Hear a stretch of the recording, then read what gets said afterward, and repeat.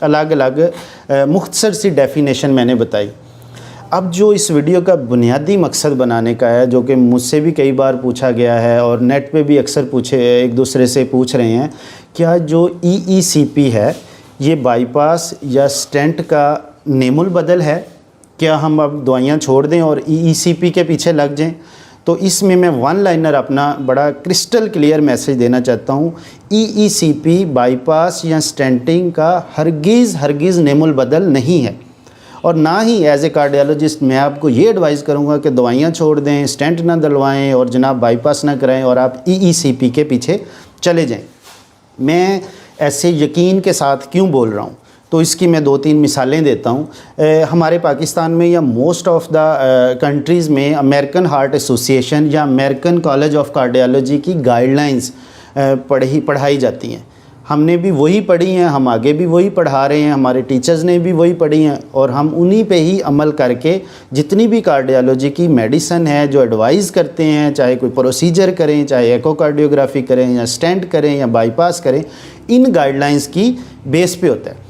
اب یہ guide lines بہت سارے ٹرائلز پہ مبنی ہوتی ہیں، بہت ساری تحقیقیں ہوئی ہوتی ہیں، بہت سارے مشاہدات اس میں ہوئے ہوتے ہیں، پھر وہ جو ڈاکٹرز ان پہ دیکھتے ہیں، ان کے ورک کو دیکھتے ہیں، پھر دیکھتے ہیں کہ کن مریضوں پہ کیے جاتے ہیں، پھر وہ ایک پراپر گائیڈ لائن بناتے ہیں کہ جناب اگر یہ مریض اس بیماری کے ساتھ آئیں تو اس کو یہ دوائی دی جائے، یہ مینجمنٹ کی جائے یا یہ پروسیجر کیا جائے۔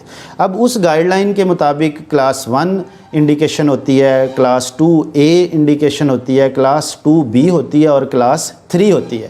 جو کلاس 3 ہوتی ہے نا، اس میں تو وہ ریکمینڈ ہی نہیں کیا جاتا، ٹھیک ہے؟ تو اس میں انہوں نے گائیڈ لائنز میں کلیئر کٹ لکھا ہوا ہے کہ یہ چیز آپ نے نہیں کرنی، چاہے وہ دوائی ہے، چاہے کوئی پروسیجر ہے یا کچھ بھی مینجمنٹ ہے۔ تو ای سی پی کی اس گائیڈ لائن کے مطابق جو کلاس آف ریکمنڈیشن ہے وہ 2B ہے، کلاس 1 نہیں ہے، 2B ہے۔ 2B کا میں آسان زبان میں آپ کو سمجھاؤں کہ 2B یہ اس کے معنی یہ ہیں کہ یو میں کنسیڈر، کہ مطلب آپ کنسیڈر کر سکتے ہیں، لیکن اس کی جو ایفیکیسی ہے یا اس کی جو یوزفلنس ہے یا جو اس کا فائدہ ہے از لیس اسٹیبلشڈ، کہ پوری طرح کوئی اس میں نا کوئی اسٹیبلش نہیں ہے کہ یہ جناب ای سی پی بہت زیادہ فائدہ پہنچائے گی۔ یہ تو ایک بک کے مطابق میں نے آپ کو بات سمجھانے کی ٹرائی کی، ایک گائیڈ لائن کے مطابق بات کی۔ اب ہم پریکٹیکل ایک انالیسس کرتے ہیں کہ فار ایگزامپل اب آپ آفس میں کام کر رہے ہیں یا کوئی محنت مزدوری کر رہے ہیں یا آپ بچوں کو پڑھا رہے ہیں، ٹھیک ہے؟ تو 9-10 بجے آپ کے جناب چھاتی میں جکڑن ہوئی، شدید قسم کا درد ہوا، اور اس کے ساتھ آپ کو ٹھنڈے پسینے آئے، اور ساتھ ساتھ یہ درد آپ کی گردن کی طرف بھی جا رہی ہے، جبڑوں کی طرف بھی جا رہی ہے، اور ساتھ بائیں بازو کی طرف بھی جا رہی ہے، ٹھیک ہے؟ اب ایسی حالت میں آپ کو کیا ہو رہا ہے؟ آپ کو ڈیفینیٹ ہارٹ اٹیک ہو رہا ہے۔ اس کی جو ابتدائی علامات ہے جو میں نے بے شمار مرتبہ اپنی ویڈیوز میں بتائی ہیں۔ اب آپ کیا کرتے ہیں؟ آپ کو شوگر بھی ہے، بلڈ پریشر بھی ہے، کولیسٹرول بھی آپ کا بڑا ہوا ہے، آپ فوراً ہسپتال کی ایمرجنسی میں جاتے ہیں، انہوں نے ECG کی ہے اور آپ کو بتایا کہ جناب آپ کو میجر دل کا اٹیک ہوا ہے، ٹھیک ہے؟ اب ایسی سچویشن میں بڑا سمپل سا سوال ہے، کیا آپ ایسی سچویشن میں ECP کروائیں گے کہ وہ آپ کو لٹا کر اور جناب BP کف لگائیں گے اور وہ رستہ کھولیں گے یا پھر خون کا بہاؤ جو دل کی نالیوں میں زیادہ کریں گے؟ ہرگز نہیں۔ ایسی سچویشن میں جو امریکن ہارٹ ایسوسیشن ہے اس کی کلاس 1 انڈیکیشن ہے کہ ایسی مریض کو فوراً دل کے بڑے ہسپتال میں جانا چاہیے جہاں پہ انجیوپلاسٹی کی سہولت ہو۔